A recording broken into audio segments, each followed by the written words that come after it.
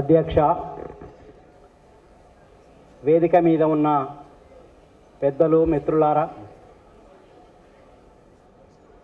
పీడీఎస్యూకు 50 ఏళ్ళు నిండిన సందర్భంగా ఏర్పాటు చేసిన ఈ సభకు వచ్చిన మీ అందరికీ స్వాగతం పలుకుతూ, ఒక సంఘం 50 సంవత్సరాలు మనగలగడమే కాకుండా అభివృద్ధి చెందడం అనేది చరిత్రలో చాలా అరుదైన విషయం. ఎందుకంటే మనం చూస్తూనే ఉన్నాం, ఎన్నో సంఘాలు పుట్టుకొస్తున్నాయి, కనుమరుగైపోతున్నాయి. కానీ పీడీఎస్యు దాని త్యాగాలు విద్యార్థుల వైపు, ప్రత్యేకంగా ఏర్పడిన సమయంలో గ్రామీణ విద్యార్థులకు వైపు నిలబడి క్యాంపస్లో జరిగే అన్యాయాలను, హాస్టల్ సమస్యల మీద, విద్యా సమస్యల మీద ఒక విప్లవ దృక్పథంతో పోరాడిన సంఘం కాబట్టి అది నిలబడగలిగింది. అందుకోసమే సమూల మార్పు కోసం పనిచేసే సంఘాలు కాబట్టే ఆ పోరాటాలకి, ఆ విప్లవ దృక్పథంతో నడిచిన విద్యారంగ పోరాటాలకి నాయకత్వం వహించిన జార్జ్ రెడ్డి, జంపాల వాళ్ళ త్యాగాల వలన అది సామాజిక ప్రయోజనమే తమ ప్రయోజనంగా చేసుకొని త్యాగాలు చేశారు కాబట్టి సంఘం ఇలా నిలబడింది, ఇంకా అభివృద్ధి చెందుతుంది. మిత్రులారా, నేను విద్యార్థి దశలో వరంగల్లో ఉన్నప్పుడు లాల్ సలాం లాల్ సలాం అనే పాట అక్కడ కాలేజీలలో, యూనివర్సిటీలలో మారుమోగేది. ఇక్కడ గుండాలను గడగడ వణికించిన మహాగణుడ, క్యాంపస్ అన్యాయాలను అంటించిన అగ్నికణమని అప్పుడు ప్రతి కళాశాలలో, ఈవెన్ పాఠశాలల్లో కూడా, యూనివర్సిటీలలో అప్పుడు పాడుకునే వాళ్ళం. సమాజం కోసం, సమాజ వెలుగులో సాగిన ఓ బాటసారి. ఆ సమాజం కోసం, సమానత్వం కోసం పోరాటాలు జరిపారు కాబట్టే ఇవాళ ఇంతకుముందే మేము మాట్లాడుకున్నాం, దాదాపు అప్పటికన్నా ఎక్కువ అప్పుడు పరిస్థితులు దారుణంగా ఉన్నాయి. ఇప్పుడు ఈ సందర్భంగా ఒక 2-3 విషయాలు గుర్తు చేసుకొని నేను ముగిస్తాను. మొత్తం విద్యారంగంలో వస్తున్న మార్పులను ఒక 3 పదాలుగా మనం మాట్లాడుకోవచ్చు. ఒకటి, సెంట్రలైజేషన్ ఆఫ్ ఎడ్యుకేషన్. జాతీయ విద్యా విధానం ద్వారా మొత్తం విద్యా విధానాన్ని తమ గుప్పిట్లో పెట్టుకొని ఇవాళ బీజేపీ కేంద్ర ప్రభుత్వం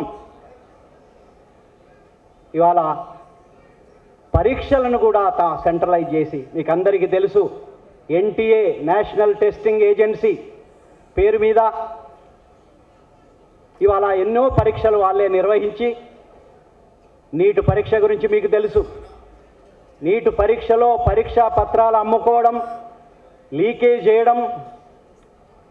చాలా ఆశ్చర్యకరమైన విషయం ఏమిటంటే, మామూలుగా ఫస్ట్ క్లాస్ అంటే మనము ఫస్ట్ క్లాస్, సెకండ్ క్లాస్ 2-3 అనుకుంటాం.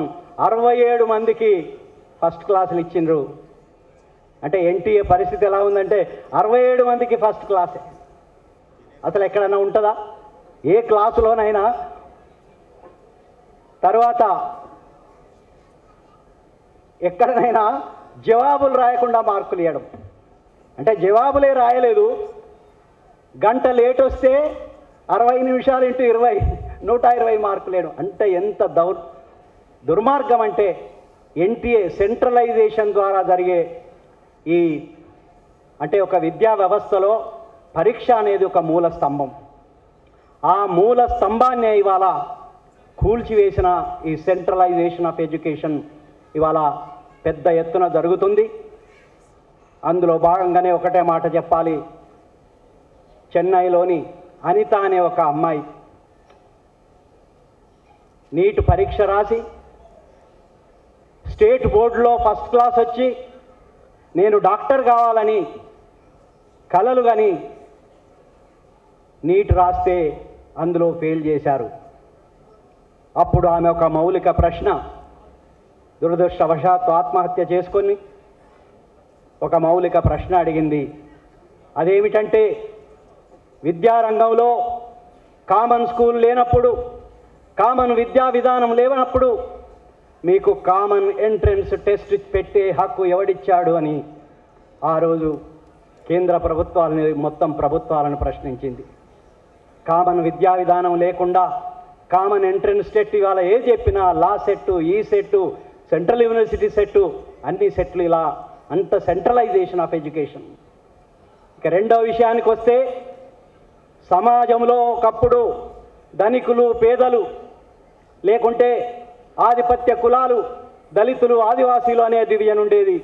ఇవాళ అది విద్యారంగంలో కూడా చొచ్చుకొని పోయింది. ఒకవైపు ధనవంతుల పిల్లలైతే ఏసీ గదులు, ఏసీ క్లాస్ రూములు, పేద పిల్లలైతే గదులే లేని పరిస్థితి. ఏ పాఠశాలకు పోయినా కూడా లోపల మనం ఎంతసేపు నిలబడ్డా కూడా ఇది ఎప్పుడు కూలిపోతుందో అనే ఒక పరిస్థితి. వాళ్ళకైతే, ధనవంతులకైతే గ్రీన్ బోర్డులు, డిజిటల్ బోర్డులు. ప్రభుత్వ పాఠశాలలకు వస్తే అసలు బోర్డులే లేవు, గోడకు నల్ల రంగేసి వాళ్ళ పాఠాలు చెప్తున్నారు. అంటే ఇంతటి అసమానతలు అవసరమా ఈ దేశంలో? ఇట్లా ఇది ఎందుకు ఈ అవసరం వచ్చిందంటే, ఇంకొక policy, commoditization of education, centralization of education, commoditization of education. ఈ కమాడిటైజేషన్ ఇంకా వేరే కూడా అనొచ్చు.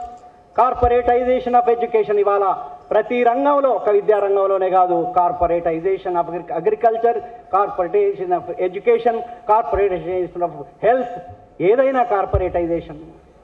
అందులో భాగంగానే ప్రభుత్వ రంగంలో ఉన్న పాఠశాలలకు బదులు 1986 రాజీవ్ గాంధీ తీసుకొచ్చిన విద్యా విధానంలో భాగంగా ఇక్కడ ప్రైవేటు పాఠశాలలు, ప్రైవేటు కళాశాలలు, చైతన్య, నారాయణ లాంటి ఒక విద్యా వ్యాపార సంస్థలు చొచ్చుకొచ్చి, అంటే ప్రైవేటు పాఠశాలలు, కళాశాలలు రావడం వలన కమాడిటైజేషన్, కమాడిటీ, ప్రైవేటు వ్యక్తులకు, కార్పొరేట్ వ్యక్తులకు, పెట్టుబడిదారులకు ప్రతిదీ మౌలిక, వాళ్ళ దృక్పథం అంతా మారక విలువే తప్ప ఉపయోగపు విలువ ఉండదు. ఎలా అమ్ముకోవాలి, ఎలా లాభాలు చేసుకోవాలి విద్య ద్వారా అని అమ్ముకున్నారు. కాబట్టి కొనలేని వాళ్ళు వేరే వర్గంగా విడిపోయారు. ఇవాళ ప్రభుత్వ పాఠశాలలు, ప్రభుత్వ కళాశాలలు, దురదృష్టవశాత్తు ప్రభుత్వ విశ్వవిద్యాలయాలు అనవలసిన అవసరం ఏర్పడ్డది. ఇవాళ ఇక్కడున్న వాళ్ళందరూ ఎక్కడికి పోలేని వ్యక్తులు. ఏ ప్రైవేటు కళాశాలకు, ఏ ప్రైవేటు విశ్వవిద్యాలయాల్లో చదువును కొనుక్కొని వాళ్ళందరూ ఇవాళ ఈ కళాశాలల్లో మిగిలి ఉన్నారు. ఇట్లా డివిజన్ వచ్చేసి ప్రైవేటు పాఠశాలలు వచ్చిన తర్వాతనే ప్రభుత్వ పాఠశాలలు మూతపడుతున్నాయి. ప్రైవేటు కళాశాలలు, కార్పొరేట్ కళాశాలలు వచ్చినాయి కాబట్టే రేపు అక్కడ ప్రభుత్వ కాలేజీలు మూతపడే స్థితికి వచ్చాయి. రేపు ప్రైవేటు యూనివర్సిటీలు వస్తున్నాయి కాబట్టే, ప్రైవేటు యూనివర్సిటీలు రావడం వలన ప్రభుత్వ యూనివర్సిటీలు కూడా మూతపడే ఒక పరిస్థితి ఏర్పడే అవకాశం ఉంది. కాబట్టి అంతేకాకుండా ప్రైవేటు యూనివర్సిటీలు ఎందుకు తెచ్చారు, ఎవరి కోసం తెచ్చారు? ఇవాళ ప్రైవేటు వ్యక్తులు ఎటువంటి వాళ్ళు? భూ కబ్జాలు చేసిన వాళ్ళు, తల్లిదండ్రులను దోచుకొని వాళ్ళు, కోస్తా వాళ్ళు కావచ్చు, తెలంగాణ వాళ్ళు కావచ్చు, అనురాగు సంస్థలు కావచ్చు, మల్లారెడ్డి సంస్థలు కాబట్టి, లేకపోతే వేరే సంస్థలు కావచ్చు, ఇవన్నీ లాభం కోసం వచ్చి ఇవాళ యూనివర్సిటీ వ్యవస్థను కూడా పూర్తిగా ప్రభుత్వ విశ్వవిద్యాలయాలను ధ్వంసం చేసే పరిస్థితి ఏర్పడ్డది. కాబట్టి మిత్రులారా, ఈ 17 యూనివర్సిటీలు ఏవైతే ఉన్నాయో రాష్ట్రంలో, వాటిని అభివృద్ధి చేసే బదులు ఇవాళ రేవంత్ రెడ్డి ప్రభుత్వం ఇటు ప్రభుత్వ యూనివర్సిటీలను డెవలప్ చేసే ఆలోచన లేదు. ఉస్మానియా లాంటి యూనివర్సిటీలోనే 1267 పోస్టులు ఉంటే దాదాపు 800కు పైన పోస్టులు ఖాళీగా ఉన్నాయి. కాకతీయలో 400కు పైగా పోస్టులు ఉంటే 300కు పైగా ఖాళీగా ఉన్నాయి. అంటే 70%, 80% ఖాళీలు. వీటిని నింపే బదులు, ఇక్కడ వసతులు కల్పించే బదులు, ఇక్కడ లైబ్రరీలు, ల్యాబ్లు డెవలప్ చేసే బదులు ఇవాళ వాళ్ళు చేసే పని ఏమిటంటే ఈ యూనివర్సిటీలను మేము పట్టించుకోకుండా మేము చేసే పని ఏంటంటే స్కిల్ యూనివర్సిటీ తీసుకొస్తున్నాం. ఎవరి కోసం ఈ స్కిల్ యూనివర్సిటీ? స్కిల్ యూనివర్సిటీ తీసుకొచ్చి అక్కడ మహేంద్ర అనేవాడు ట్రాక్టర్లు తయారు చేసి లాభాలకు అమ్ముకొని రైతులను దోపిడీ చేసే ఒక మహేంద్రకి ఇవాళ చైర్మన్గా చేశారు. అక్కడ మేము స్కిల్స్ నేర్పిస్తామని చెప్తున్నారు. కానీ విషయం ఏమిటంటే ఎవరి స్కిల్స్ మీరు నేర్పిస్తున్నారు? తెలంగాణ పోరాటంలో నీళ్లు, నిధులు, నియామకాలని, ఉద్యోగాల కోసం తమ ప్రాణాలనిచ్చిన ఆ యువత కోసమా నైపుణ్యాలు, లేకపోతే బయట నుంచి వచ్చే కంపెనీల కోసమా? ఇవాళ స్వదేశీ, విదేశీ కంపెనీల కోసం మహేంద్ర ఆల్రెడీ చెప్పేశాడు. ఏ రకమైన స్కిల్స్ మీరు నేర్పుతారంటే కంపెనీలకు అవసరమైన స్కిల్స్ నేర్పుతాం మేము. ఇక్కడ ఉండే తెలంగాణ యువతకు అవసరం ఉన్న స్కిల్స్ మేము నేర్పము అని చెప్పకనే చెప్పారు. కాబట్టి మిత్రులారా, ఇట్లా commoditization of education, corporatization of education, ఇంకొకటే విషయం చెప్పిన ఇంకోటి communalization of education, saffronization of education, హిందుత్వీకరణ అనండి, కమ్యూనలైజేషన్ అనండి, ఏదన్నా కూడా ఇవాళ విద్యారంగంలో మూఢనమ్మకాలను, చరిత్రకు బదులు పురాణ గాథల్ని, పౌరాణికాలను, పుక్కిటి పురాణాలను, సైన్స్కు బదులు మూఢనమ్మకాలను ఇవాళ సిలబస్లలో చొప్పిస్తున్నారు. ఒక విషయం ఏంటంటే మనకందరికీ తెలిసిన విషయమే, ఏది మనం సైన్స్లో ఏ కొత్త విషయం కనుక్కున్నారన్నా కూడా ఆర్ఎస్ఎస్ సంఘ పరివార శక్తులు చెప్పేది ఏమంటే లేదు ఇవన్నీ మా వేదాలలో ఉన్నాయి, మీరు ఏది కొత్తది కనుక్కోండి, అదంతా ఆల్రెడీ వేదాలలో వైదిక మతంలో మొత్తం ఉంది అని చెప్పేసి మనకందరికీ తెలుసు. విమానం వచ్చిందంటే విమానం ఎప్పటి నుంచో ఉంది, ఇది ఇక్కడ ఆల్రెడీ తయారు చేశారు. అందుకే ఇండియన్ నేషనల్ కాంగ్రెస్లో ఆయన మోడీ పోయి అక్కడ మాట్లాడినప్పుడు కూడా అక్కడ వాళ్ళు చెప్పేది అంటే ఈ విమానము అంటే సైంటిస్టుల మధ్య, మామూలు ప్రజలలో కూడా కాదు, ఈ విమానం అట 9,000 సంవత్సరాల క్రితమే తయారైందట. అంతేకాదు అది 12,800 కిలోమీటర్లు పోయేదట గంటకు. ఎప్పుడు? 3-4 సంవత్సరాల క్రితం. అంతేకాదు ఇది లెఫ్ట్ సైడ్ పోయేదట, రైట్ సైడ్ పోయేదట, ముందుకు పోతుందో లేదో తెలియదు, వెనక్కి కూడా పోయేదట. అక్కడ ఒక ఆయన లేచి, మనంటోడు లేచి, ఏంటి సార్ మరి విమానం వెనక్కి పోతుంది అంటున్నారు, ఎట్లా పోతుంది అని అంటే ఆయన అన్నాడట, ఈ విమానము పెట్రోల్తోనో డీజిల్తోనో మిగతా ఫ్యూయల్తోనో నడిచేది కాదు, ఇది ఆవు ఉచ్చతో తయారైంది, ఆవు ఉచ్చతో నడుస్తుంది కాబట్టి ఆవు ఉచ్చతో నడిచేది వెనక్కి పోకపోతే ముందుకు పోతుందా? అంటే ఈ పిట్ట కథలు, కట్టు కథలు చెప్పి, అంతేకాకుండా ఇంకొకటే చిన్న విషయం, సావర్కర్ ఇవాళ మొత్తం ఆర్ఎస్ఎస్ సంఘ పరివార భావజాలం అంతా సావర్కర్ జాతీయవాదం పేరు మీద ఈ దేశంలో హిందుత్వ ఫ్యాసిజాన్ని తీసుకొచ్చే వరకు సర్వ ప్రయత్నాలు చేస్తున్నారు.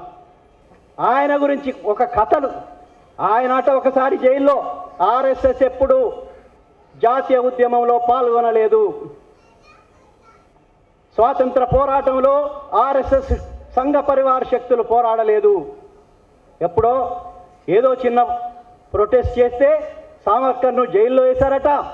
అయితే అక్కడ కూడా వాళ్ళు చెప్పేదంటే ఆయన జైల్లో ఉన్నప్పుడు కూడా రాత్రి ఒక పక్షి మీద కూర్చొని దేశమంతా తిరిగి మళ్ళా తెల్లవారే ముందే మళ్ళా జైలుకు పోయాడట. ఎవరైనా నమ్ముతారండి? అంటే ఒక పక్షి మీద కూర్చొని దేశమంతా తిరిగి వచ్చాడు అని 8th క్లాస్ టెక్స్ట్ బుక్ కర్ణాటకలో టెక్స్ట్ బుక్కుల్లో రాసి ఇవాళ విద్యార్థుల మెదల్లో విషయాన్ని నింపుతూ, మూఢనమ్మకాలు నింపుతూ. ఎందుకంటే రేపు ఫ్యాసిజానికి కావాల్సింది ఏంటంటే అన్క్వశ్చనబుల్ లోయాలిటీ. ఏది చెప్తే అదే వినాలి, మేం చెప్పిందే సత్యం. కాబట్టి ఇటువంటి కట్టుకథలను, పిట్ట కథలను చెప్పి రేపు ఈ దేశంలో అత్యంత ప్రమాదకరమైన హిందుత్వ ఫ్యాసిజాన్ని తీసుకొస్తున్నారు. కాబట్టి ఇది ఒక విద్యారంగ సమస్య కాదు, ఇదేదో తరగతి గదుల సమస్య కాదు. ఈ మార్పులకు వ్యతిరేకంగా మనం అందరం కలిసి పెద్ద ఎత్తున పోరాడాలని, మనం అందరం కలిసి పోరాడదామని చెప్తూ ఇంతటితో సెలవు తీసుకుంటున్నాను.